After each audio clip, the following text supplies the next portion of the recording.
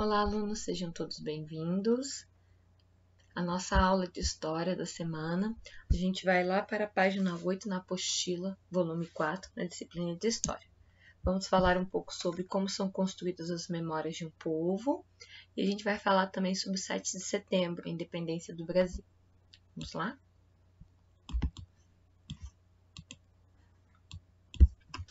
Bom, aqui fala, nem todos os acontecimentos ou sujeitos históricos se tornaram marcos de memória de um povo ou de uma cidade. Sendo assim, por que algumas pessoas e datas são lembradas em praças, ruas e bairros e outras não? Porque somente alguns indivíduos têm monumentos e estátuas para serem lembrados. Bom, de acordo com um grupo de pessoas, certos acontecimentos ou personalidades históricas podem ser consideradas importantes para a identidade do município, estado ou país. Isto é, a escolha por um marco de memória pode variar conforme o grupo da sociedade. O que está querendo dizer aqui é que nem todas as datas, nem todos os marcos históricos são registrados são homenageados com estátuas, nomes de ruas, bairros. Alguns são escolhidos e outros não. E por que isso acontece? Depende muito da cultura do município, do grupo social. Alguns grupos sociais valorizam certas datas, certas pessoas, certos marcos históricos mais do que outros. Geralmente, a escolha por determinado acontecimento ou data histórica é realizada atendendo a interesses e objetivos de pessoas influentes na sociedade, que têm poder de influenciar decisões. Pessoas com poderes políticos, poderes aquisitivos. Então, essas pessoas que têm o poder de influenciar em decisões, as que têm mais interesse com esses acontecimentos e são os que são mais homenageados. Para compreender como acontece a criação de marcos da memória, é preciso fazer uma investigação histórica e identificar o motivo dessa escolha. Também é preciso saber quais são as ações realizadas para que o acontecimento ou personalidade histórica se mantenha na memória das pessoas com o passar do tempo. Aqui pergunta, por que dia 21 de abril é feriado no Brasil? Por que o 7 de setembro é nome de ruas, avenidas e praças nas cidades brasileiras? Por que o Dia da Consciência Negra é comemorado no dia 20 de novembro? O que eu posso falar aqui para vocês é o seguinte, gente.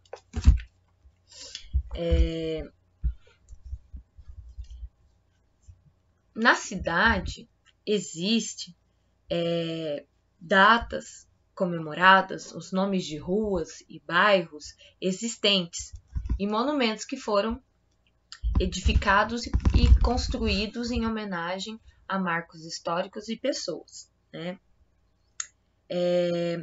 Quem escolhe isso, quem denomina muitas vezes isso, são grupos sociais, ok? E eles, por exemplo, eles escolhem, depende muito da região. Na nossa região, por exemplo, aqui em Cascavel, nós encontramos ruas com nomes de marechais, a gente encontra ruas com nome de estados, a gente encontra ruas com nomes indígenas. Existem vários sítios, como também com datas, por exemplo, que é que nem fala aqui, ó, 7 de setembro, nós também temos isso, né? É a comunidade que pode requerer essa representação, ok? Muitas vezes é tudo uma questão de gestão do município, do estado, para administrar isso, para dar os nomes das ruas, mas muitas vezes, mas quem pode escolher, quem pode exigir isso também e se organizar são as comunidades.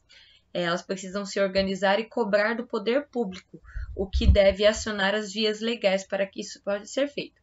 Por exemplo, a instituição de uma nova data comemorativa ocorre por meio da lei, para existir uma nova data comemorativa por conta de algum acontecimento, algum marco histórico.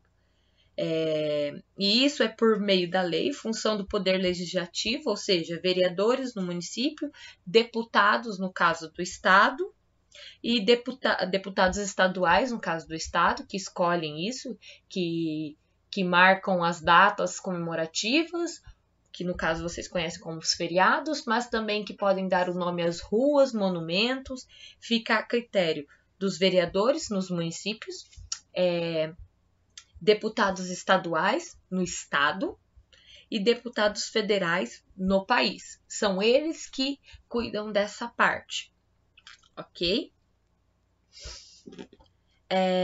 A construção dos marcos de memória entendemos como representações do passado em que certos acontecimentos e sujeitos históricos são relembrados. É o que fala aqui, né? Mas alguns são esquecidos, outros são lembrados ou são deixados de lado. Mas isso depende muito da comunidade, no que ela ressalta, no que a comunidade acredita, e assim é feito esses marcos históricos, ok? Existem comunidades que homenageiam mais datas do que pessoas que fizeram parte da história, outras mais pessoas do que datas. Vocês podem acabar indo para cidades onde marcos de memória vão ser de pessoas ou de acontecimentos que só ocorreram naquele município. Então, eles vão valorizar porque é algo da cultura deles, da sociedade deles. Como atos e datas comemorativas que não são comemorados em outras cidades, porque não aconteceu lá, aconteceu em uma determinada, ok? Por exemplo, o aniversário de Cascavel, 14 de novembro.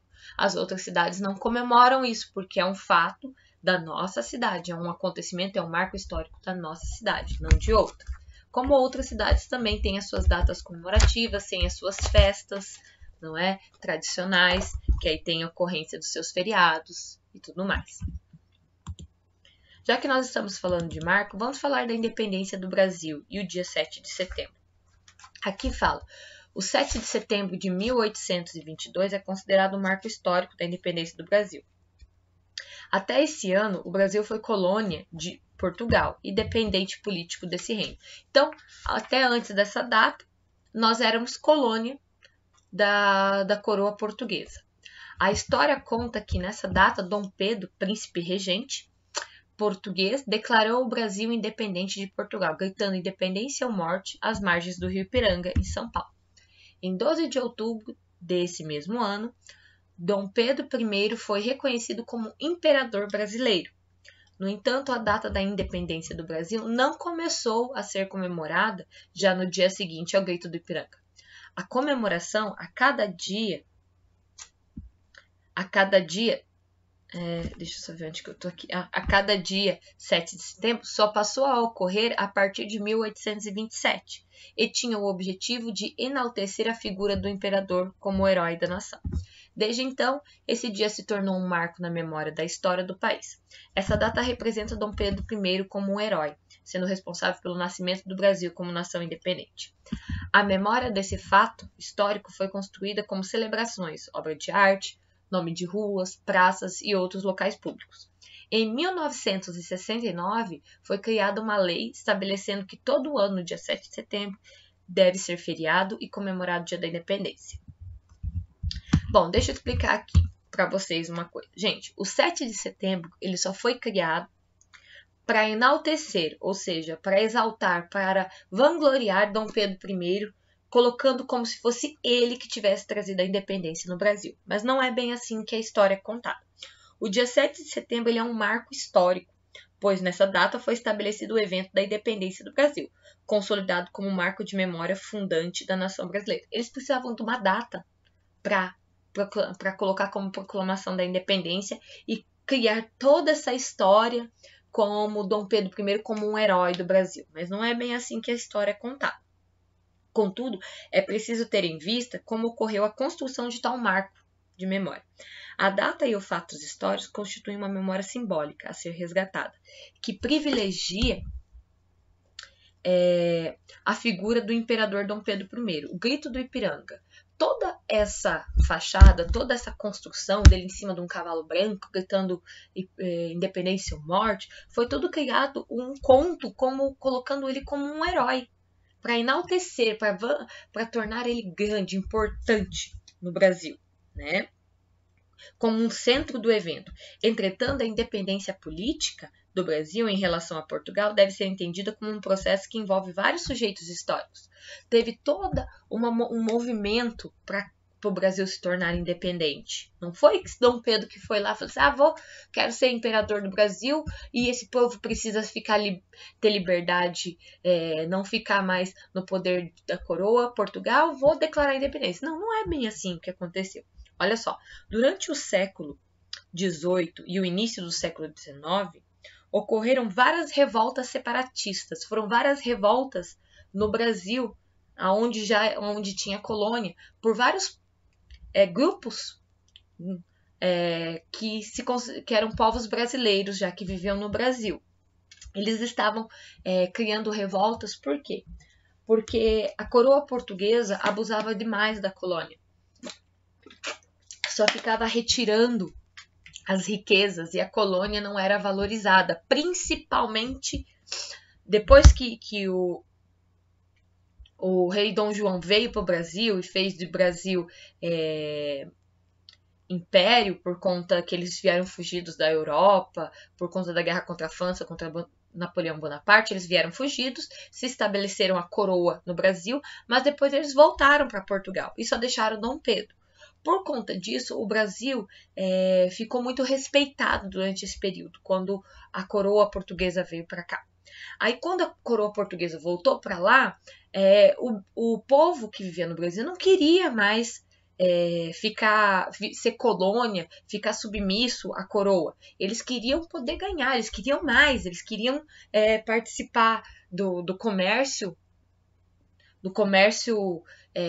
de navios, de mercadorias, né? Comércio mercante. E por conta disso, grupos começaram a criar revoltas, ok?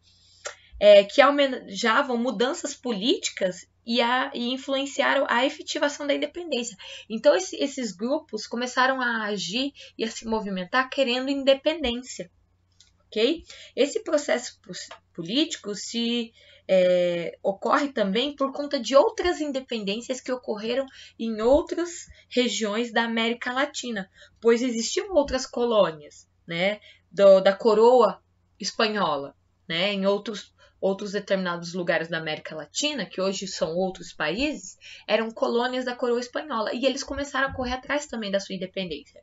E o povo que estava aqui no Brasil, vendo isso, também começaram a se movimentar. No Brasil, esse processo foi acompanhado de perto pelos portugueses, que conseguiram até mesmo manter em solo brasileiro um de seus representantes, que foi Dom Pedro I, o que possibilitou a manutenção da monarquia como forma de governo. O que acontece aqui? Mesmo o Brasil conseguindo independência, eles não se tornaram república, que é o que a gente conhece hoje, que a gente escolhe os nossos líderes. Não, continua a monarquia, ou seja, liderança por reis e rainhas, no caso, imperador, que foi Dom Pedro I. No ano de 1822, várias datas foram tomadas como marcos de definições da proclamação da independência. Então, foram criadas várias datas escolhidas para tal proclamação da independência, né? Eles escolheram 1º de agosto, que era uma data de convocação da primeira Assembleia Constituinte, 6 de agosto, que era manifestações das nações amigas feito pelo príncipe regente, Dom Pedro. Eles também escolheram 12 de outubro, que era a data da aclamação de Dom Pedro como imperador do Brasil, dia 12 de outubro de 1822. Ele recebeu o título de imperador do Brasil. Então, eles escolheram várias datas, pensaram em várias datas para a tal independência, né? Porque, como eu disse, a independência não aconteceu no 7 de setembro. Ela foi uma ação que estava sendo criada e movimentada já há muito tempo pelo povo, por vários grupos sociais, e Dom Pedro, visto que ele voltando para Portugal, ele seria só um príncipe, ele perderia toda a sua grandeza lá, ele ficaria abaixo do pai. E ele sabendo que se ele não apoiasse essa independência no Brasil, ele poderia ser perseguido, ele também se movimentou e falou assim, não, vamos então proclamar a independência aí, mas eu tô liderando isso tudo aqui, tá? Então, gente, somente em maio de 1823, Dom Pedro I se referiu ao Grito do Ipiranga, né? E a si próprio como agente principal da independência. Ele se intitulou o agente principal. Fui eu que fiz a independência, né? E a si próprio, como príncipe regente, ele fez trabalhos, ele criou a Assembleia Constituinte, onde que tinha o poder legislativo, judiciário e executivo. Só que adiantava ter esses três poderes que nós já conhecemos hoje, né? Se existia o poder moderador, que não adiantava criar as leis, não adiantava fazer justiça, não adiantava executar as leis, se o rei era acima de tudo isso, o poder moderador, aonde que o rei mandava em tudo e era acima de qualquer lei, né? Ele se achava por conta disso. Mas naquela época não houve repercussão ao 7 de setembro. Simplesmente foi criado, foi estabelecido que no 7 de setembro foi conquistada a independência, né? E após ele ter criado essa Constituição, né, a Assembleia Constituinte de 1824, onde ele criou os três poderes, mais o quarto poder, que era o poder moderador, onde o imperador mandava tudo e era acima de tudo, né? Dom Pedro, como um governante liberal que defendia os interesses dos soberanos no Brasil, ele foi perdendo um pouco o seu respeito, ele foi perdendo um pouco... como que eu posso explicar para vocês? Ele não... os seus prestígios, ele perdeu os seus prestígios, né? Por conta dessa criação do poder moderador. Deixa eu explicar aqui um pouquinho para vocês aqui, ó. Desde 1824. Aqui, ó. Olha só. O poder moderador era o poder do rei, tinha o conselho do Estado, né? Que os soberanos poderiam. Tinha o poder legislativo, que era o Senado, as câmaras dos deputados, poder executivo, presidentes de províncias, conselhos gerais de províncias, tem o poder judiciário, que era o Supremo Tribunal de Justiça. Tinha os três poderes, né? Tinha os três poderes, o poder legislativo, o poder executivo e o poder judiciário.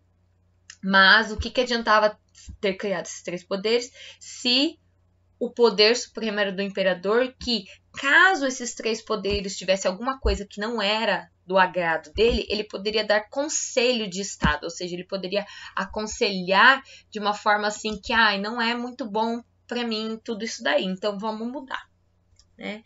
Mas assim, só para vocês entenderem um pouco sobre essa data e entenderem que não é bem como é contada sobre o 7 de setembro, né? Mas a memória foi mantida por registro porque o Brasil foi criado de uma forma, de uma metodologia histórica, onde é acrescentado o método de criar heróis. A história do Brasil é contada com criações de heróis, que sempre tem, nunca é o povo, mas sim sempre tem um marco heróico. Ok? Aqui fala da obra da arte da independência ou morte, também chamada de O Grito do Ipiranga, contribuiu para a construção da memória do fato histórico, como a gente já disse, esses marcos de memória, né, marcos históricos, eles são registrados através do quê? Datas comemorativas, criação, nomes de ruas, monumentos, como por exemplo a pintura aqui, a obra de arte, que também ajudou na construção da memória da independência, que foi produzida 66 anos depois do acontecimento. Essa pintura foi encomendada por Dom Pedro II, filho de Dom Pedro I, com o objetivo de engrandecer a imagem do pai como herói da nação. O Brasil, infelizmente, ele é criado nessa base da história, onde temos heróis, mas não é bem assim.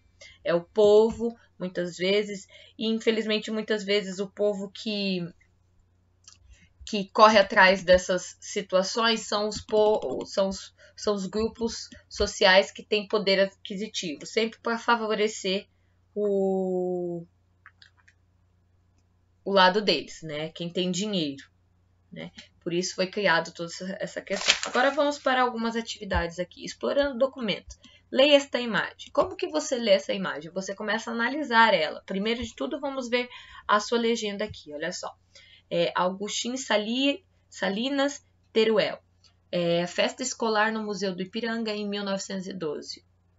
Uma tela, óleo sobre tela, colorida, 99 centímetros por 150, Pinacoteca do Estado de São Paulo, São Paulo. Com base na imagem e em seus conhecimentos, responda às questões. Que acontecimento está representado na obra?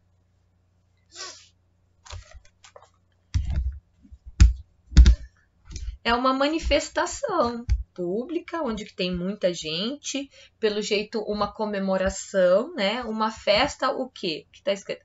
Festa escolar no Museu do Ipiranga. Ok? Quem são as pessoas retratadas? Nós vemos o que? Adultos, crianças. Em sua maioria, a gente pode ver que tem bastante mulheres, bastante meninas. Como essas pessoas aparecem vestidas? As crianças estão vestidas de que forma? Vamos analisar aqui. Com roupas semelhantes, então eu imagino que deve ser uniforme, né? Ou que todas se vestem igual, formando provavelmente uma espécie de uniforme, né? Para a festa escolar. Os adultos estão vestidos com trajes sociais, estão todos bem vestidos, com roupas de festa, né? Na letra D, que marco de memória está sendo comemorado nesta representação? Justifique sua resposta. Bom, a obra fala que é a festa escolar no Museu do Ipiranga. O Museu do Ipiranga ele foi construído por conta da independência do Brasil. Então, o marco de memória é a independência do Brasil. Quando nós falamos do Museu do Ipiranga, nós já lembramos do Rio do Ipiranga, Grito do Ipiranga, e já a gente consegue juntar, né, com a ideia da independência do Brasil, ok? Bom, vamos lá agora para o exercício número 2.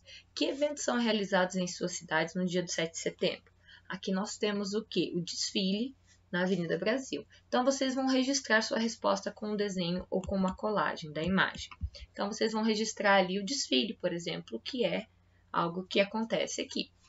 No exercício 3, vocês vão ler o trecho, esse pequeno trecho do hino nacional, e responder as questões. Após a leitura dos versos do hino nacional, faça o que se pede. Na letra A, eu quero que vocês circulem as palavras que vocês desconhecem o significado, que vocês não sabem o que significa. Depois, vocês vão pesquisar o significado dessas palavras. Na letra B. Na letra C, eu quero saber que marco de memória está representado nesses versos. Está falando sobre que momento, que marco de memória que aconteceu no nosso Brasil. E aqui marque com um X qual foi o brado retumbante ouvido às margens do Ipiranga. Foi independência ou morte ou liberdade aos escravos? Marque um X, ok?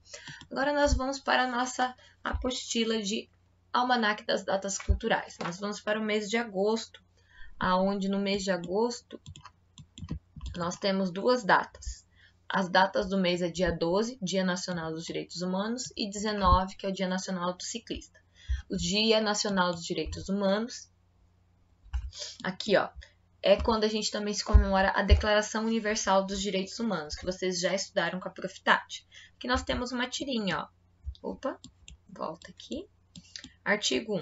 Todas as pessoas nascem livres, iguais em dignidade e direitos, são dotadas de razão e consciência, e devem agir em relação umas às outras com espírito de fraternidade. Algumas das palavras que estão escritas na Declaração Universal dos Direitos Humanos. Temos o provérbio do mês: o que se faz com o coração nunca é obrigação. E respeitar e agir com fraternidade, consciência e respeito é algo que a gente faz com o maior amor, não é? Vocês já conhecem a Declaração dos Direitos Universais, a Declaração Universal dos Direitos Humanos, o Dia dos Direitos Humanos, a gente já conversou bastante, né? Por que ela foi criada. Então, aqui vocês vão só fazer o desafio, ó. Combine as linhas e colunas para descobrir as letras correspondentes e conforme o nome de um sentimento que contribui para o bom convívio entre as pessoas. O que vocês vão fazer, ó? Por exemplo, aqui, ó, um H. Você pega o 1 e vai onde está a letra H. Então, a letrinha é a F. Agora, por exemplo, 2H. Você pega aqui o 2 e vai onde que está o H. Perdão, o G, desculpa. Você vai onde que está o 2 e o G. Aqui, ó. 2G é a letra R. Aí você coloca o R aqui. E vai completando nosso desafio aqui das colunas, ok? Aqui, ó, Árvore dos Direitos Humanos. Ao redor das folhas e dos galhos da árvore ilustrada, escreva quais são os direitos que permitem às pessoas viver com dignidade e justiça. Vocês já conheceram, eu já anexei a Declaração dos Direitos Humanos, vocês podem estar pesquisando lá de novo e escrevendo aqui, ok? Muito bem, vamos agora para a próxima atividade. Dia Nacional do Ciclista. Essa é uma data que objetiva promover uma reflexão sobre a importância do uso de bicicletas como meio de transporte e do bom convívio entre ciclistas, motoristas e pedestres. Além de fazer bem para a saúde, também o ciclismo é um método para preservar o meio ambiente, né? Curiosidade, além de ser divertido, andar de bicicleta traz muitos benefícios. Conheça alguns deles. Aqui temos vários, ó. Reduz o risco de várias doenças, não gasta combustível, proporciona momentos de alegria, é muito bom sentir o vento no rosto, ajuda a fazer novas amizades, reduz as chances de obesidade, é mais rápido do que caminhar, não polui o meio ambiente. O ambiente, igual a prof falou. Agora aqui, ó, adivinha. Que passos você deve tomar ao ver um leão? Qual que é a resposta aqui? Vamos ver quem é que adivinha. Para vocês terem só uma noção sobre isso. Todos aqui, alguns de vocês eu sei que andam bastante de bicicleta, eu sei que vocês gostam, e é muito bom se vocês puderem influenciar as pessoas, quem vocês mais amam também para andar, faz muito bem. Então, ok? Então, que passos você deve tomar ao ver um leão? Que passos? Passos bem compridos, né? E não só para isso, como não adivinha, né? Nós temos que dar passos mais compridos para a vida também, né? Passos longos, sempre ao lado das pessoas boas, não é verdade? Passos sempre para frente, vendo lá na frente, ok? Um passo atrás do outro, ok? E mês de agosto foi isso. Pena que eu não pude conversar com vocês no mês de agosto sobre isso, mas a gente já conhece tanto a Declaração Universal dos Direitos Humanos, como também muitos de vocês praticam o ciclismo, que faz muito bem para a saúde, tá? Qualquer dúvida é só me chamar. Beijo grande, tchau, tchau.